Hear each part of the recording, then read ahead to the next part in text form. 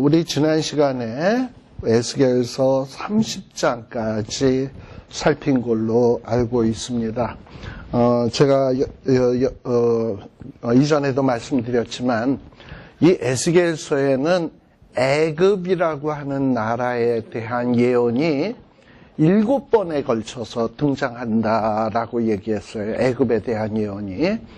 왜 이렇게 애굽에 대한 예언이 많으냐? 이 애굽은 이스라엘 나라와 굉장히 밀접한 관계가 있었던 나라이고, 그리고 이스라엘 백성들이 역사 속에서 끝없이 한없이 계속해서 애굽이라고 하는 나라를 부러워했고, 어려울 때마다 애굽의 도움을 요청하러 다니고 했고 이랬거든요. 그런데 하나님께서 생각하시는 것은 뭐냐?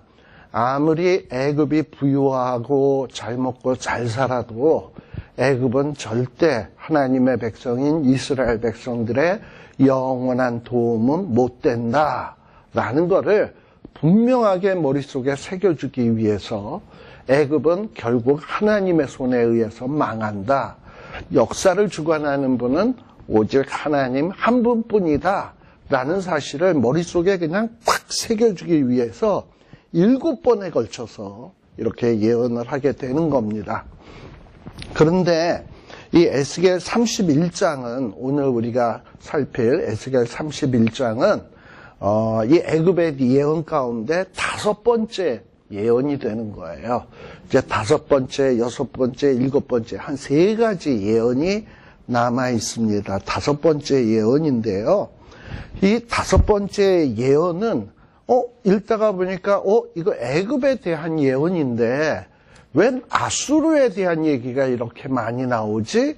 하는 이런 생각이 들 수 있을 거예요. 여러분들 보다 보면 에스겔서 31장 3절에서부터 9절까지 보면 이 아수르라고 하는 나라가 얼마나 번영했는가, 잘 살았는가, 잘난 나라인가 하는 얘기가 쭉 기록이 되어 있어요. 그러다가 10절에서부터 18절에 보면 그 잘 나가던 아수르라고 하는 나라가 쫄딱 망하는 이야기를 또 10절에서부터 18절까지 하고 있습니다. 왜 근데 애굽에 대한 이야기를 하다가 갑자기 아수르에 대한 이야기를 하는가? 이거예요. 봐라. 저 아수르라고 하는 나라도 애굽 못지않게 무지무지 잘 살던 나라 아니냐. 아니 어찌 보면 애굽은요 세계를 정복한 적이 없어요. 그런데 아수르는 세계를 정복했던 적이 있잖아요.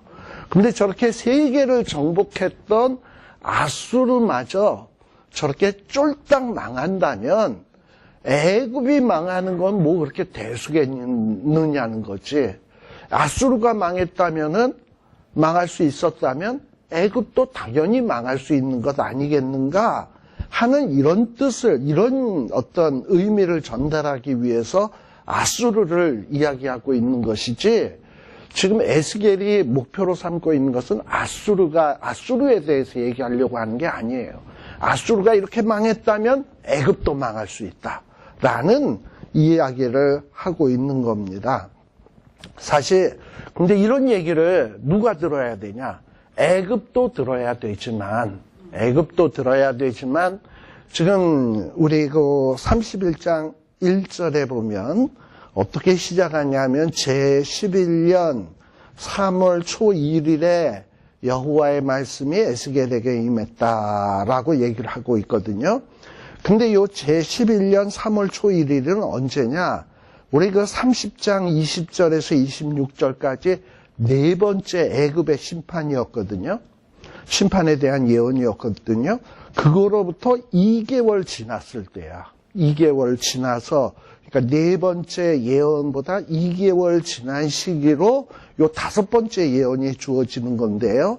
요 때는 예루살렘이, 유다 나라의 수도인 예루살렘이 바벨론 왕 느부갓네살에 의해서 함락되기 1개월 전이에요. 이제 한 달만 있으면 예루살렘은 망해. 자, 그런데 이렇게 한 달만 있으면 이 유다 나라는, 예루살렘은 파괴되고 유다 나라는 쫄딱 망할 건데, 유다 나라는 요 한 달을 앞두고도 무슨 생각을 하고 있냐? 우리는 선민이니까 안 망해. 우리는 이 유다 나라 예루살렘 안에 성전이 있기 때문에 안 망해. 하나님이 성전은 자기 집인데 적들이 쳐들어와 가지고 전능하신 신의 집을 쳐부수는데 전능하신 하나님이 자기 집이 부서지는데 그냥 이렇게 그냥 바라만 보겠냐 이거지. 전능하신 분이 싹 쓸어버리지. 그러니까 우리는 전능하신 하나님 근처에 사는 사람들이니까 안 망한다. 이런 생각을 갖고 있었고요.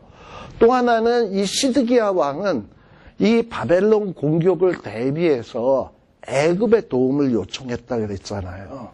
그래서 이 애굽이 또 우리를 도와줄 거니까 우리는 망할 수가 없어 하면서 망하기 불과 1개월 전인데도 안 망한다고 하는 이런 안일한 의식에 잠겨 있었어요. 그런데 이런 사실을 아는 에스겔은 지금 하나님의 계시를 받아서 너희들이 안 망한다고? 뭐 애굽이 도와줘서 안 망한다고? 웃기지 마라. 애굽도 망한다. 누구처럼? 전 세계를 점령했던 아수르가 망했던 것처럼 애굽도 망한다. 그러니까 애굽은 너희에게 있어서 상한 갈대기, 상한 지팡이와 같은 존재지 너희들이 의지할 존재가 못 된다라는 거예요. 그리고 지금 에스겔과 함께 바벨론 포로지에 잡혀와 있는 사람들도 역시 유다 땅에 있는 사람하고 똑같은 생각을 했어.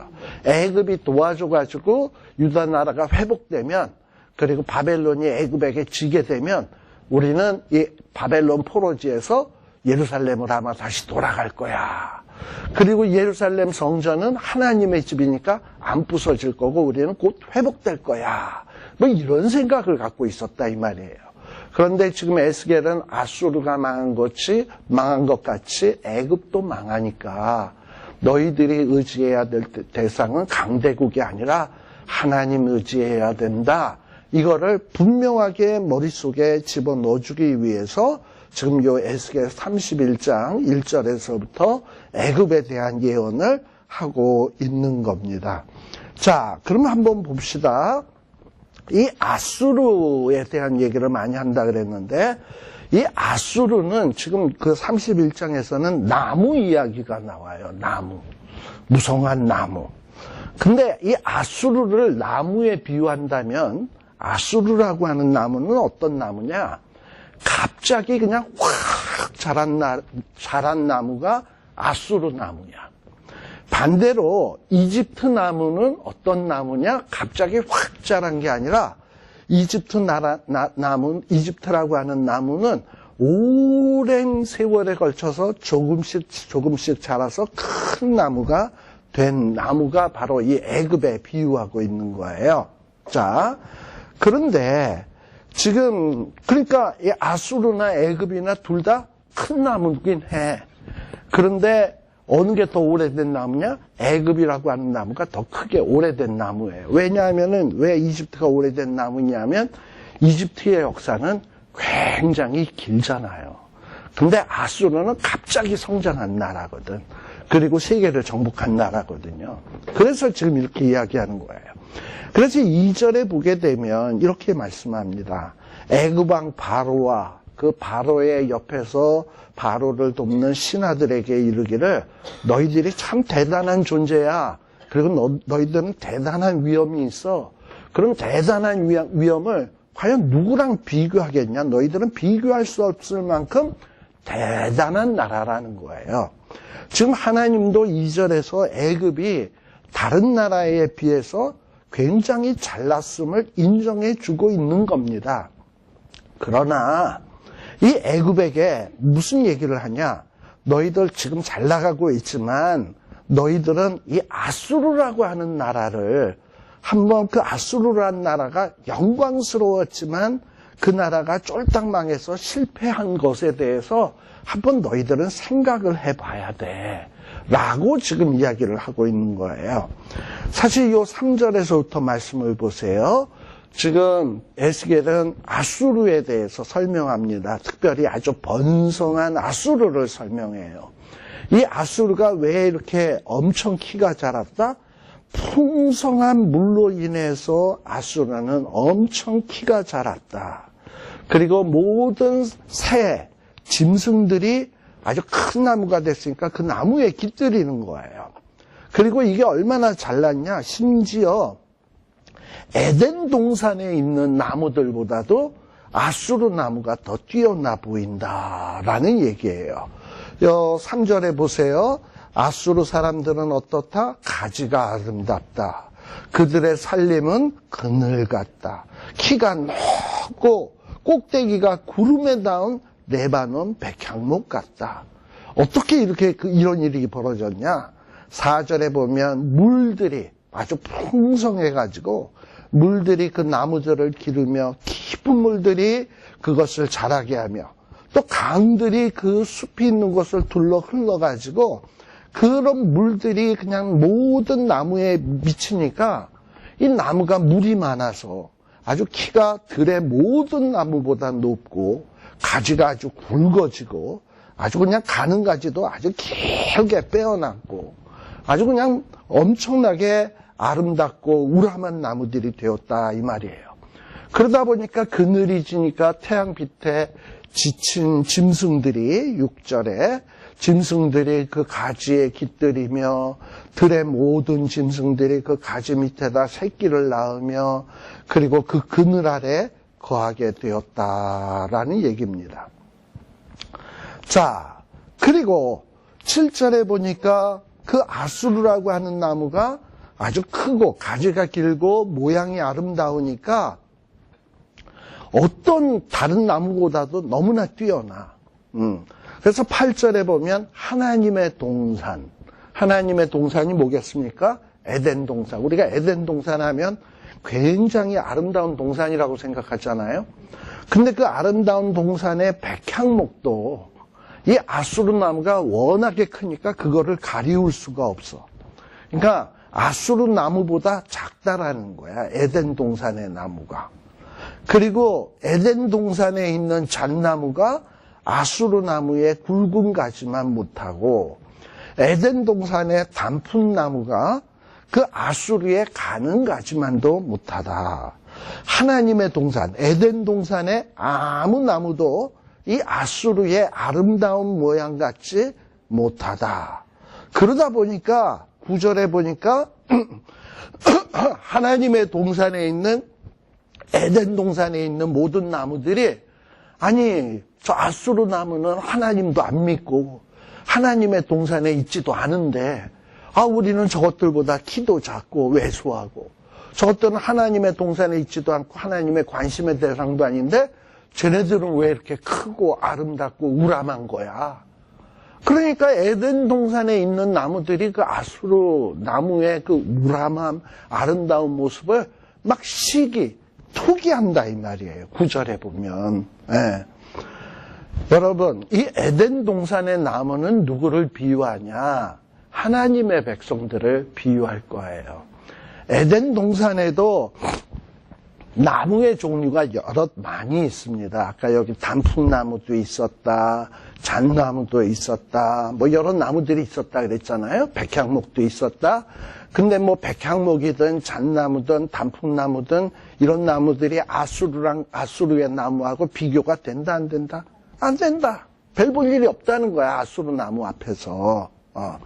사실 그래요. 이 하나님의 백성들하고 이 세상에 안 믿는 사람들하고 지금 우리가 살고 있는 현실에서 보면 누가 더 즐겁게 쾌락을 즐기면서 풍성하게 살고 있냐 하면 오히려 예수 믿는 사람들보다 안 믿는 사람들이 더 잘 살아.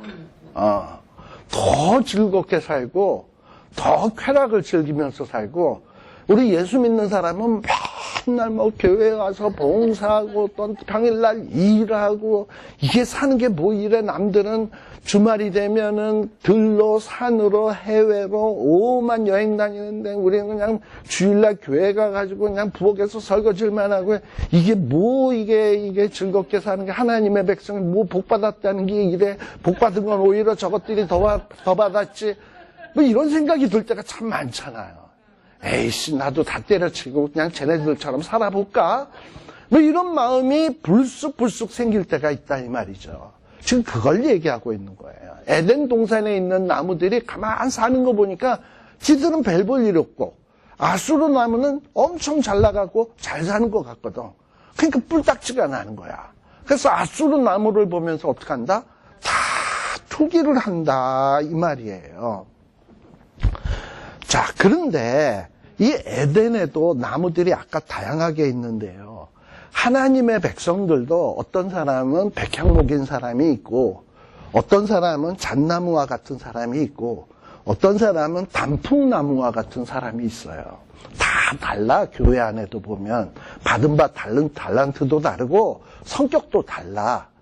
근데 분명한 사실은 하나님의 사람들은 누구의 형상으로 지음받은 사람이고 누구의 특별한 관심입니까? 하나님의 특별한 관심의 대상들 아닙니까? 근데 하나님이 이 세상에 만든 것들은 다 하나님이 뭐라고 얘기하냐? 하나님 보시기에 좋았더라.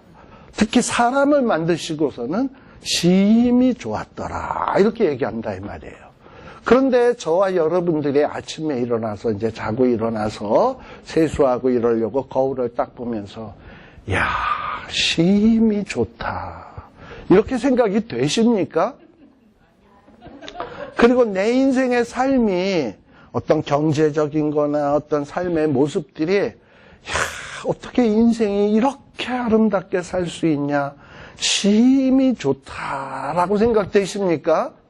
안 그렇죠. 우리 눈에 볼 때는 전혀 심이 안 좋아 보여. 내 생김새도 그렇고 내 사는 꼬락서니도 그렇고 전혀 심이 안 좋아.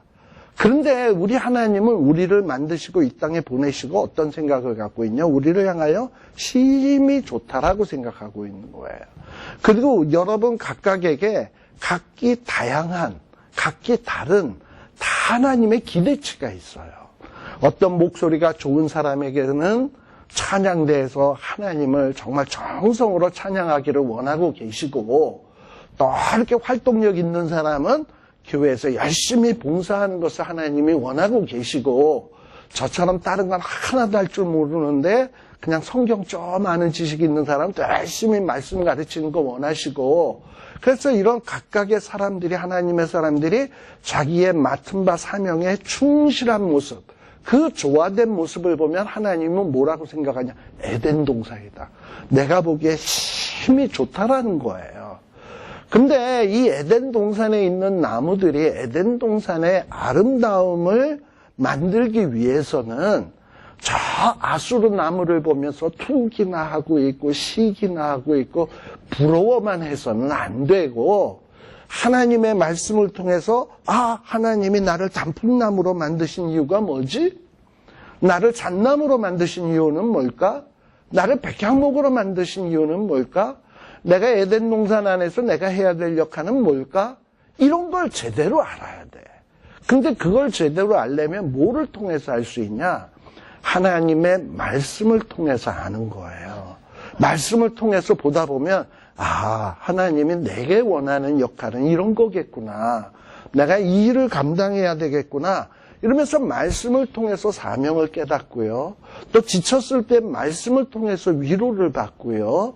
이러면서 말씀의 진액, 에덴의 진액을 먹어야지 세상의 진액을 먹으면 안 된다라는 거예요. 하나님의 백성들의 성공은 뭐 세상에서 높아지거나 돈을 많이 벌거나 아주 유명해지는 데 있는 것이 아니에요. 이게 하나님의 백성의 성공이 아니야. 하나님의 백성의 성공은 하나님의 말씀의 진액을 먹고 힘을 얻어서 하나님이 맡겨주신 사명을 잘 감당해가지고 하나님이 기뻐하시는 열매를 주렁주렁 맺는 데 있는 거예요. 이 하나님 앞에서는 쓸데없는 사람이 하나도 없습니다. 다 해야 될 역할이 있고 하나님이 원하시는 기대치가 있습니다. 그런데 이 하나님의 사람들이 말씀을 통해서 그런 건 깨닫지는 않고 그저 세상만 바라보면서 저것들은 잘 사는데 난 왜 이래? 나도 잘 살아야지. 그래서 자기를 무한정 발전시키려고 하고, 무한정 돈 벌려고 하고, 무한정 높아지려고 하는 이런 욕망만 있는 거야.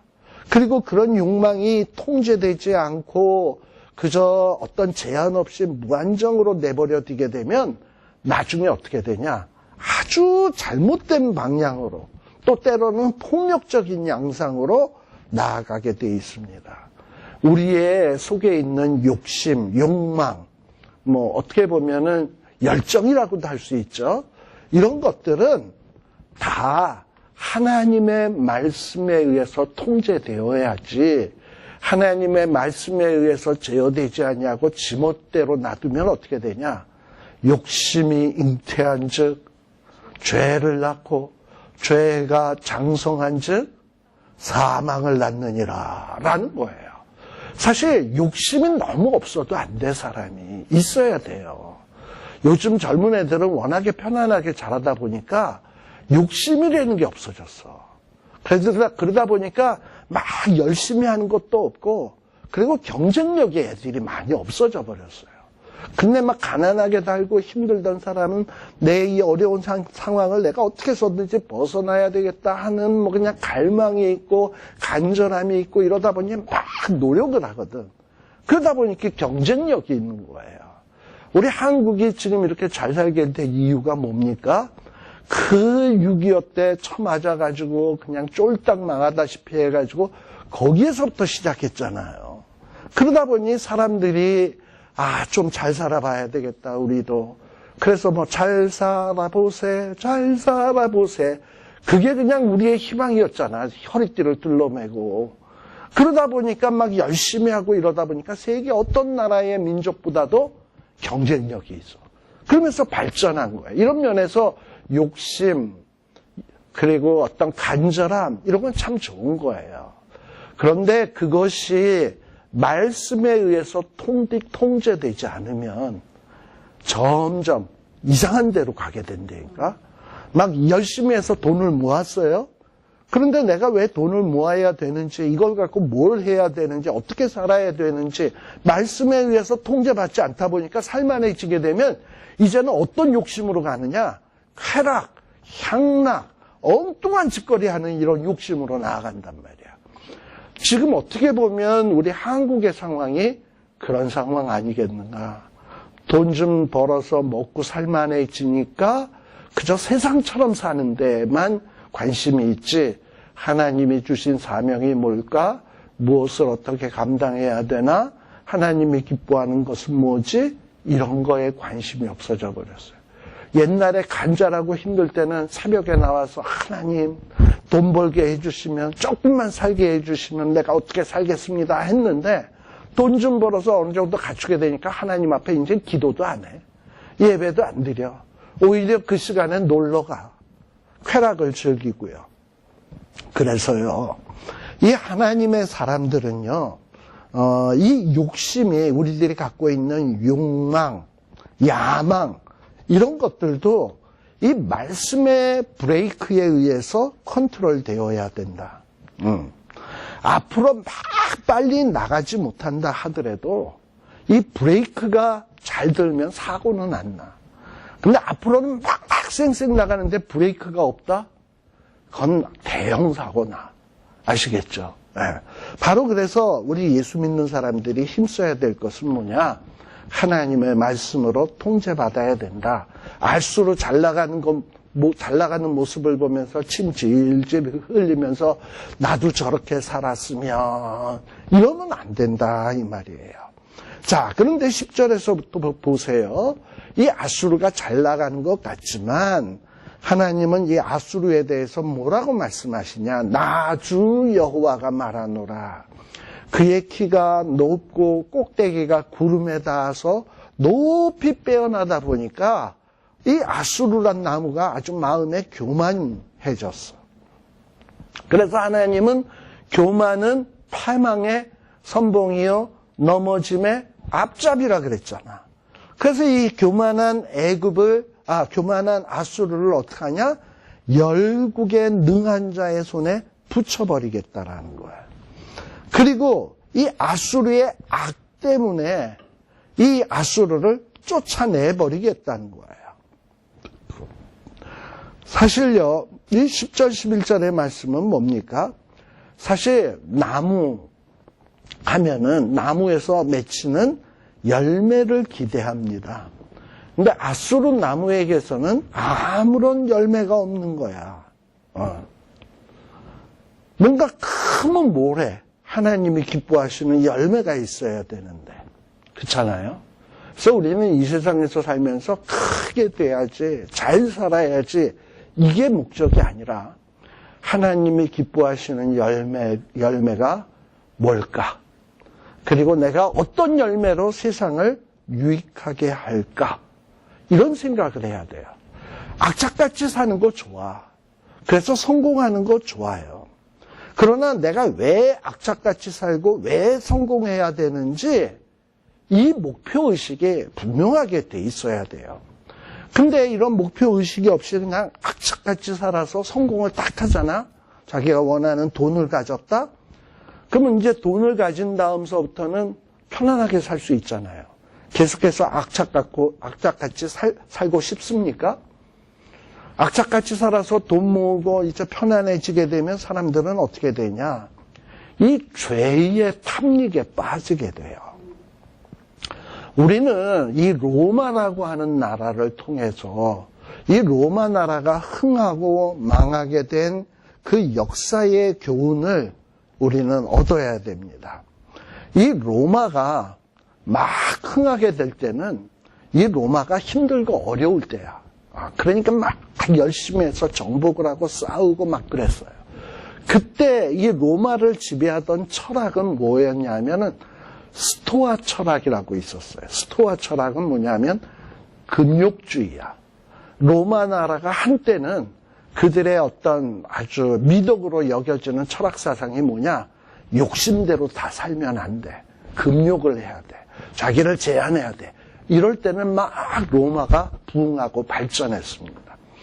근데 이 로마가 아주 부흥을 하고 잘 살게 되니까 그 다음서부터 로마를 지배하게 된 철학 사상이 뭐냐면 에피쿠로스 학파의 철학이 횡행하기 시작을 했습니다. 근데 이 에피쿠로스 학파의 철학이 뭐냐? 쾌락주의야. 세상에서 가장 가치 있는 게 뭐냐? 즐거운 거지 뭐. 쾌락이지 뭐.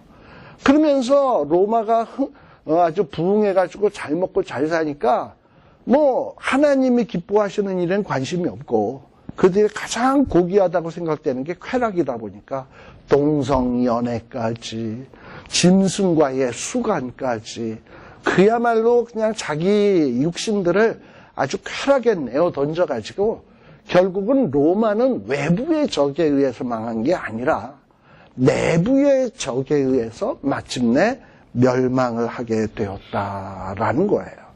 이런 걸 보면서 우리는 어떤 이 로마의 모습을 보면서 어떤 역사의 교훈을 얻어야 된다라는 얘기입니다. 자, 보세요. 아수르도 어떻게 되었냐? 굉장히 아름답지만 키도 크지만 열매가 없어. 그래서 하나님께서는 12절에 보면 열국에 강포한 다른 민족들을 동원해서 이 아수르의 거대한 나무를 어떻게 했다? 찍어버렸다. 그래서 그 가지가 산과 모든 골짜기에 떨어져서 흩어지게 되었고 그 굵은 가지도 그 땅 모든 물가에 꺾어져서 흩어지게 되었고 세상의 모든 백성이 한때 대단했던 이 아수르 나무를 버리고 그들 그늘 아래서 다 떠났다. 아수르가 잘 살 때는 그 앞에서 아부하면서 그 덕을 보면서 살려고 사람들이 다 모였는데 하나님에 의해서 심판받고 나니까 그 앞에서 기다리던 공중의 새와 짐승들이 다 뿔뿔이 흩어져 버렸다 이 말이에요. 그리고 공중에 있는 새들 가운데서 무슨 뭐 독수리, 까마귀 이런 시체 뜯어먹는 더러운 새들 또 하이에나 같은 짐승들만 그 부러진 가지에 몰려들게 되는 거예요. 자, 왜 하나님이 이렇게 했는가? 14절에 보면 물가에 있는 모든 나무 키가 높다고 교만치 못하게 하며 그 꼭대기로 구름에 닿지 못하게 하여 그리고 물대임을 받는 능한 자로 스스로 높아서지 못하게 함이니, 그리고 그들은 다 죽는 데 붙여서 인생 중 구덩이로 내려가는 자와 함께 지하에 내려가게 하였다. 교만한 자들을 죽게 했다는 거지. 저 지옥으로 보내게 했다라는 거지.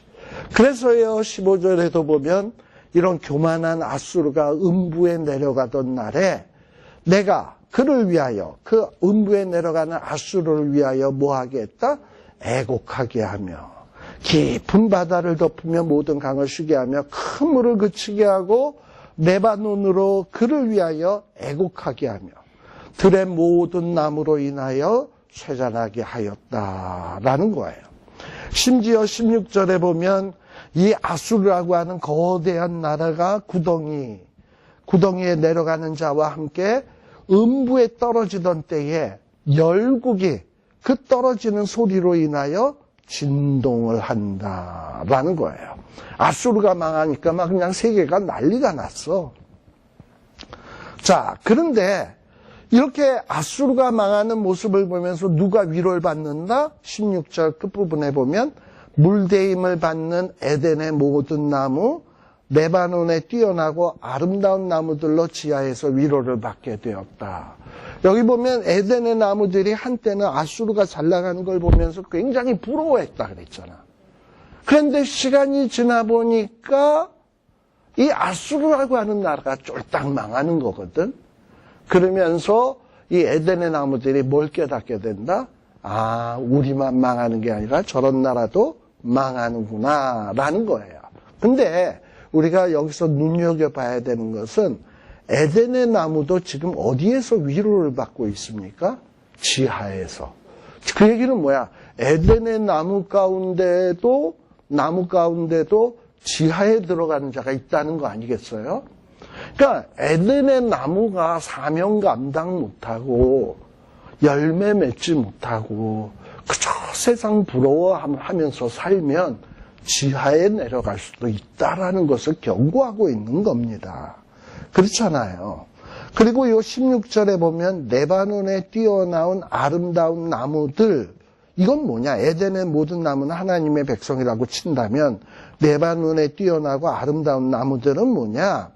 중동 지역에 있는 이스라엘 나라를 주변에 있는 이런 나라들도 다 나중에 망했는데 아수르가 멸망받는 걸 보면서 아, 우리만 망하는 게 아니구나.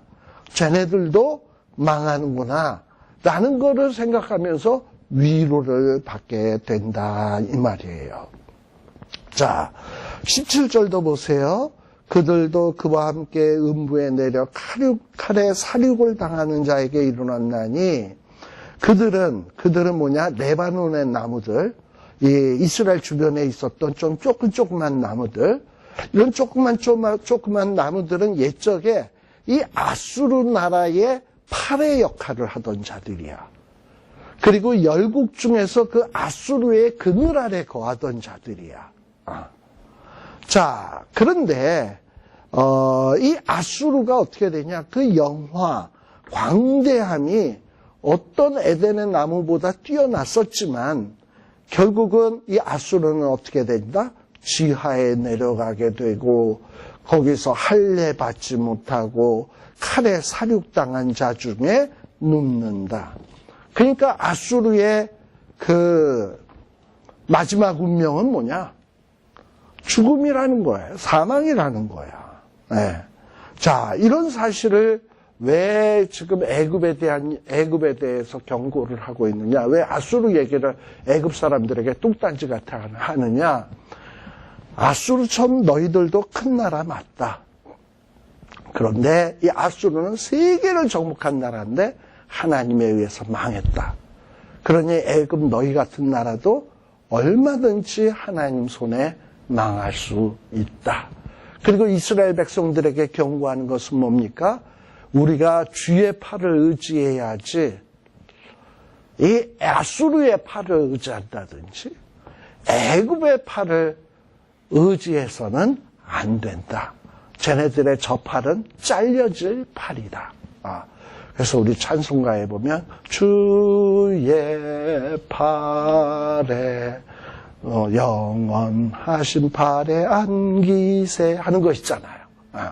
우리가 주의 팔에 안겨야지 엉뚱한 것 의지하면 안 된다라는 이런 교훈을 주는 내용이 바로 요 에스겔 31장의 5번째 예언이었습니다. 그 다음에 사실 근데 이런 어떤 얘기를 모르고 그러면 뭐 에스겔서에서는 무슨 나무 얘기 나오고 이게 도대체 뭐야 이게 이렇게 생각될 수 있는데 이런 역사적 배경과 지금 에스겔이 왜 이런 얘기를 하는지 이걸 알게 되면 이게 이런 비유구나 라는 게 아마 머릿속에 싹 들어올 거예요. 자, 그 다음에 요 32장은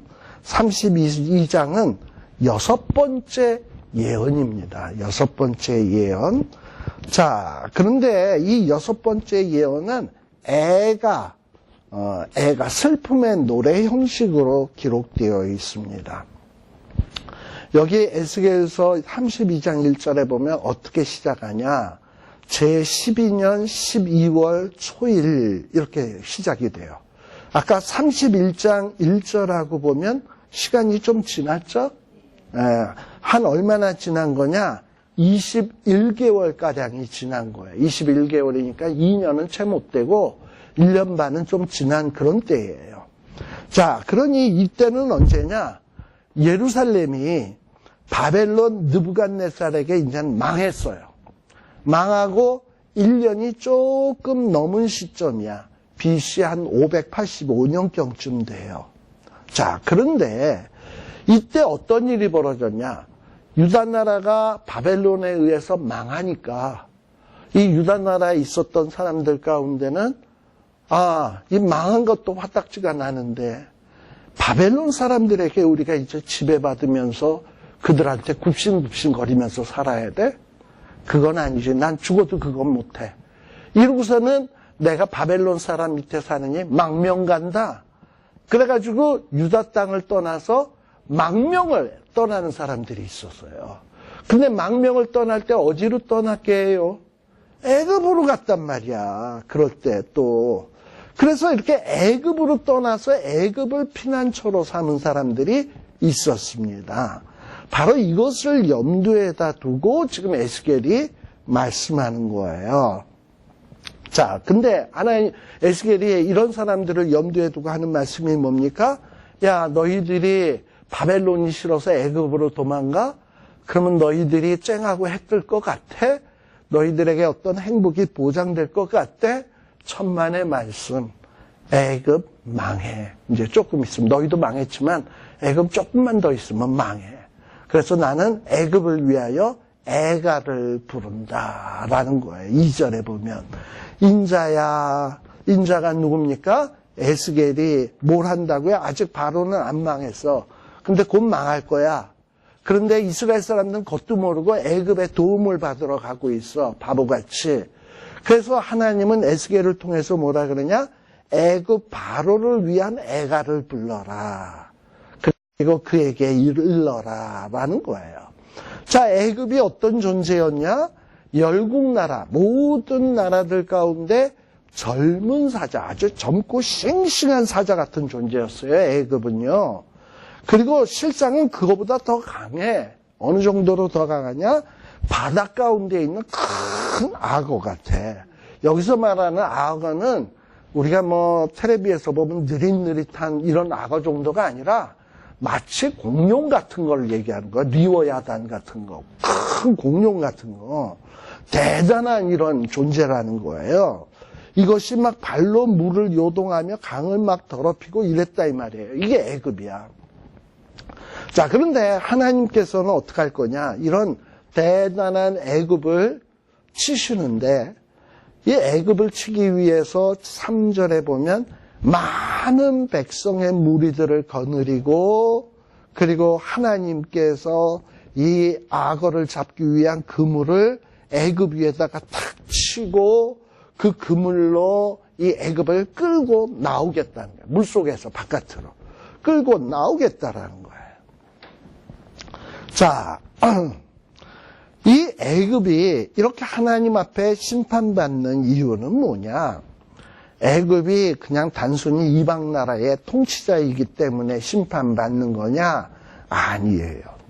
애굽이 이렇게 심판받는 이유는 아까 아수르와 비슷하게 교만, 그리고 자기 정욕에 이끌려서 자기에게 주어진 권력을 남용한 사실, 이런 사실로 인해서 망한다라는 거예요. 사실은 이 바로는요, 이 나일강을 의지해서 아주 문명이 발전하고 부강한 나라가 되었어요. 근데 힘이 있게 되다 보니까 주변 국가들을 침략하고 괴롭히고 못된 짓들을 많이 했습니다. 아주 무분별한 정복전쟁의 도발로 인해서 주변에 있는 백성들을 많이 혼란하게 만들고 불안하게 만들었습니다. 그뿐입니까? 이 애굽이라고 하는 나라는 이렇게 무력으로 주변 나라를 괴롭힐 뿐만 아니라 이 애굽의 더러운 문화, 세속적인 우상 문화, 이런 문화로 인해서 세상을 또 더럽혔어. 아까 이거 강물로 물을 더럽혔다 그랬잖아요. 여러분들이 레위기 18장에 보게 되면 우리가 여러 번 봐서 잘 아는 말씀이에요. 레위기 18장에 어떤 말씀이 나오냐면 하나님께서 이스라엘 백성들에게 너희들은 이제 들어갈 저 가나안 땅의 풍속도 쫓지 말고, 그리고 너희들이 지금 나온 이전에 있었던 애굽 땅의 풍속도 쫓지 말고, 이러고서는 너희들은 거룩하게 살아야 된다고 얘기하면서 이전에 살던 나라의 이 더러운 문화가 어떠했는가 하면서 레위기 18장에 쭉 열거되어 있는데 거기 뭐가 나오냐? 근친상간, 동성연애, 그 다음에는 수간, 이런 아주 더러운 문화로 더럽혀졌다라는 걸 얘기하고 있어요. 바로 이 애굽 땅이 그러했다라는 거예요. 그래서 이런 문화를 본받아서는 안 된다라는 거예요. 근데 그때 이 더러운 문화를 언급할 때 이 더러운 문화를 갖고 있던 나라로 언급되는 데가 어디냐? 가나안 땅의 풍속, 또 이전에 너희들이 거하던 애굽 땅의 풍속, 이러면서 애굽 땅이 얼마나 더러운 문화였는지를 설명해 주고 있다 이 말이지. 그러니까 이 애굽이라고 하는 나라는 잘 사는지는 몰라도, 그러니까 잘 산다라는 게 물질적으로 풍요하다라는 얘기예요. 그렇지만 어떤 정말 인간답게 사는 데 있어서는 잘못 살던 사람들이다라는 거예요. 그래서 4절에 보게 되면 하나님이 이런 애굽을 어떻게 해야 된다? 너희들을 강물에서 끌어내서, 그물로 끌어내서 무태다 던져버리고 들에다 던져버리고 공중에 뭐 까마귀, 독수리, 이런 시체 뜯어먹는 새들이 내 위에 앉게 할 것이며 온 땅의 짐승이 이 애굽이라고 하는 나라를 뜯어먹어서 배부르게 하겠다라는 거예요. 심지어 정말 애굽의 패망이 주변에 있는 모든 나라에게는 기쁨이 되는 거야. 또 5절에도 보면 너의 고기들을 여러 산에 막 던져두어서 내 시체를 여러 골짜기에 채울 것이다 라는 거예요. 자, 물속에서 한때 활개치던 악어가 이제는 그 무토를 끌어올려져서 시체가 되어서 골짜기 산에 있게 되는 거야. 도무지 희망이 없는 거죠. 심지어는 6절에 보게 되면 이 악어에서 흘러나온 피로 헤엄치는 땅에 물대듯 하여 산에 미치게 하며 그 모든 개천에 채우겠다. 물로서 풍요하던 애굽이 이제는 피로서 넘쳐나게 된다라는 거예요. 또 7절에도 보면 내가 너를 불 끄듯 할 때에 하늘을 가리워 별로 어둡게 하며 해를 구름으로 가리우며 달로 빛을 발하지 못하게 한다. 이 애굽은 이 태양을 신으로 숭배하던 나라야. 그리고 빛을 숭배하던 나라인데 이런 애굽의 이 빛의 신들, 태양 신들이 이 광명을 가져다 준 게 아니라 하나님에 의해서 그들은 꼼짝 못하고 애굽에 뭐가 뒤덮인다? 흑암으로 뒤덮이게 된다. 즉 이건 뭡니까?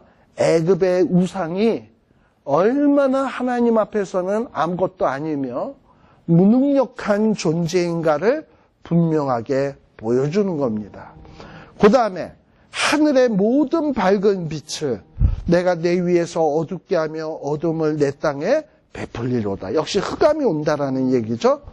그 다음에 그 애굽의 패망의 소문으로 너를 알지 못하는 열방에 이르게 할 때에 많은 백성이 번뇌케 된다.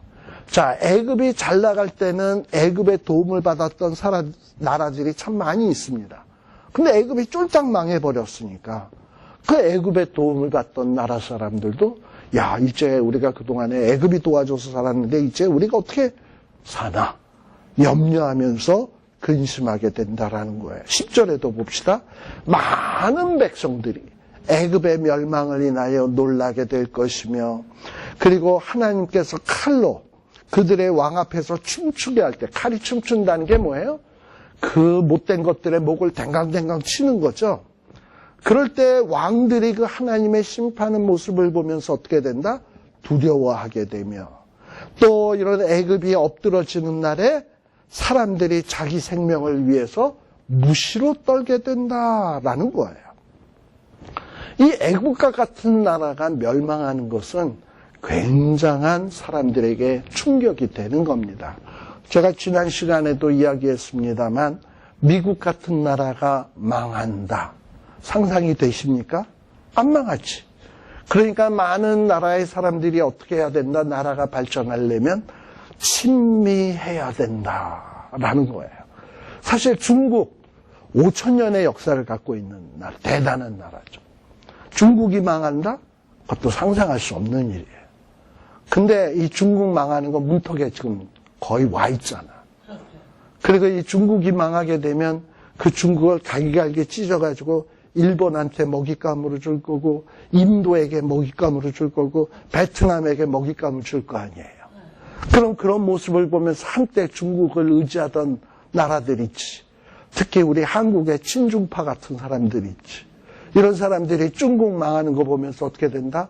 우리가 그동안에 중국의 도움으로 많이 부유해졌는데 저거 망하면 내가 어떻게 살지? 그러면서 부들부들 떤단 말이지. 이런 일들이 발생이 돼요. 그러니 우리가 이 세상에서 살아갈 때는 중국을 의지할 것도 아니고 미국을 의지할 것도 아니에요. 미국이 지금 왜 이렇게 잘 나가냐? 사실요, 이 트럼프 밑에 부통령 펜스 부통령이라든지 또는 그 밑에 있는 내각에 있는 모든 사람들이 다 크리스찬이야. 그래서 걔네들 내각 캐비넷 회의를 열면 트럼프가 오늘 기도 당신이 하고 시작하죠. 이러면서 어떤 회의를 주재한다는 거예요. 트럼프가 사실은 어떻게 보면 사생활이나 이런 걸로 볼 때 그렇게 모범적인 사람은 못 돼요. 그러나 그의 머릿속에 기본적으로 하나님에 대한 신앙은 있는 것 같아. 그리고 트럼프는 아니라 하더라도 예를 들어서 그 밑에 있는 펜스 부통령 같은 경우 굉장히 신앙이 좋아요. 그러니까 하나님이 이런 어떤 신앙 좋은 사람들의 모임을 통해서 축복을 하셔서 이 나라가 갑자기 이전보다도 더 경제 성장을 하고 나라가 초강국으로 지금 발전하고 있는 거예요. 그리고 세일가스도 막 터져 나오고. 그러나 이렇게 나라를 잘 살게 해주는 그 이유에 대해서 하나님 앞에서 이 나라 백성들이 또 이 나라의 통치자들이 생각이 되는 거래요. 우리에게 주신 사명이 뭐지 그러면? 우리가 이 세상에서 어떻게 하나님을 기쁘시게 하면서 살아야 되지? 이 사명의식을 망각하지 않냐고 잘 나가면 미국이 튼튼하고 세계 강국으로서 이 세상을 올바르게 이끄는 지도자의 국가로서 하나님이 쓰시겠지만 이 미국이 좀 잘 산다고 해서 까불고서 하나님 배척하고 쾌락으로나 치닫고 동성연애자들 부추기고 인권 핑계댔네 하면서 엉뚱한 짓거리나 하기 시작하면 그 나라꼴이 이렇게 우스워지게 되면 도덕 수준이 떨어지게 되면 하나님은 이 나라를 들판으로 던져서 공중의 새들에게 뜯어먹히게 하고 짐승에게 뜯어먹히게 하는 거예요. 중국도 코앞에 와 있어요. 그런 운명이. 그리고 미국은 지금 괜찮은 것 같은데 이 나라도 어떻게 가면 어떻게 될지 몰라. 그러니 우리가 정신 차려야 될 것은 뭐냐?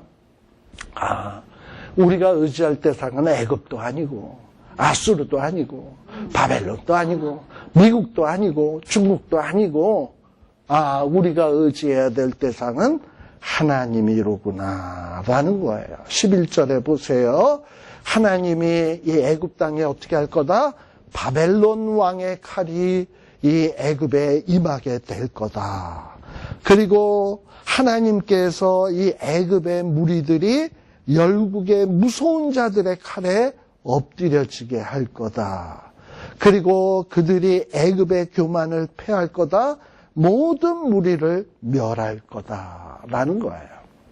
지금 중국에 있는 선교사들이 중국에 있을 수 없어서 다 나오고 있습니다. 한때는 중국이 선교사들 와서 활동하는 거를 좀 허용도 했는데요. 이 중국이 어려워지니까 더욱더 공산주의, 더욱더 인권 탄압, 더욱더 종교 탄압으로 가는 것 같아요. 그래서 이 선교사들이 다, 중국에 있던 선교들이 다 바깥으로 나와버렸어요. 자, 그런 중국이 복받을 수 있을까요? 하나님이 열국의 칼, 미국, 서방 세계의 칼을 동원해서 중국을 쳐요. 경제 압박으로 또 무력으로 지금 막 하고 있어요. 그래서 중국 꼭 망할 거예요. 그래서 이 13절에 보면 그 애국과 같은 큰 모든 짐승, 심지어는 중국과 같은 그런 거대한 짐승을 물가에서 멸하리니 사람의 발이나 짐승의 굽이 다시는 그물을 흐리지 못하게 하겠다. 여기서 사람의 발이나 짐승의 굽은 뭐냐? 애굽 나라의 이 관원들, 또 신하들, 힘있는 관료들, 이런 자들이 세계에서 더러운 문화로, 더러운 질서로 막 물을 흐리게 했던 거거든. 마치 지금 중국이 전체주의, 공산주의로서 주변에 있는 나라들을 막 약탈을 하고 어떤 사회주의를 강요하고 이러면서 물을 더럽혔잖아요. 이런 걸로 인해서 하나님이 심판하시겠다라는 거예요. 그래서 그 모든 짐승들을 멸하겠다. 물을 흐리지 못하게 하겠다. 하나님이 이렇게 심판하겠대요. 그러기 이렇게 하나님의 심판이 끝나게 되면 어떻게 되냐? 이 세상의 물이 혼탁해 졌을 거 아니에요? 악한 사람들로 인해서. 근데 이 악한 자들을 쫙 심판하고 난 다음엔 어떤 일이 벌어지냐? 14절. 하나님께서 그 물을 맑게 해서 그 강으로 기름이 좌르르르 흐르게 하겠다. 심판하시고서 다시 모든 것을 깨끗게 하시겠다라는 거예요. 여기 기름같이 흐른다라는 말은 어떤 말이냐? 하나님의 축복을 상징하는 거예요. 축복을. 즉 심판이 끝나면 하나님이 기름 같은 물이 주르르 흐르겠다는 거예요. 이 말은 애굽을 회복시키겠다는 말이 아니야. 애굽에게 평강을 주겠다는 말이 아니라 이 세상에 어떤 종말의 심판을 거행한 다음에는 하나님의 축복의 기름이 흐르게 하겠다. 그러니까 메시아 나라의 탄생을 바라보면서 하고 있는 말씀입니다. 왜 그러냐? 여러분들 29장 13절에서부터 15절에 보면 애굽이라고 하는 나라는 망했다가 다시 회복이 돼서 기름진 나라가 되질 못해. 여러분들 보세요. 29장 13절서부터 15절에 보면 애굽의 회복은 아주 지극히 미미할 것이다 라고 돼 있어요. 그렇잖아요. 지극히 미미할 것이다. 특별히 15절에 보세요. 하나님은 애굽을 이제 다시 본문으로 돌아와서요. 31장 15절인가요? 32장 15절이네. 내가 애굽 땅으로 황무하여 사막이 되게 하며 풍성한 것이 없게 할 것이며 그리고 그 가운데 있었던 모든 거민들을 칠 거다. 그러니까 애굽은 회복이 안 돼. 해도 아주 미미해. 지금 보세요. 애굽 망한 다음에 지금 애굽이 기름이 자르르 흐르나? 애굽이? 걔네들은 조상들의 역사 팔아먹고 있는 나라야. 그렇잖아요, 지금. 피라미드 갖고 사람 구경해주고 거기서 달러 떨어지면 그거를 먹고 사는 나라야. 애굽이 뭐 대단한 거 하고 있습니까? 자, 이는 슬피 부를 애가이니 열국 여자들이 슬피 부름이요. 애국과 그 모든 무리를 위하여 이것을 슬피 부르리로다. 애굽은 애가의 대상이지 부러움의 대상이나 의지의 대상이 아니다. 이게 누구의 말씀이다? 주 여호와의 말씀이다. 세상의 말은 그대로 안 되는 게 많지만 주 여호와의 말씀은 1점이라도 땅에 떨어짐이 없이 그대로 이루어진다라는 거예요. 요까지 얘기하고 이제 요 17절서부터는 잠시 쉬었다가 또 말씀드리도록 하겠습니다.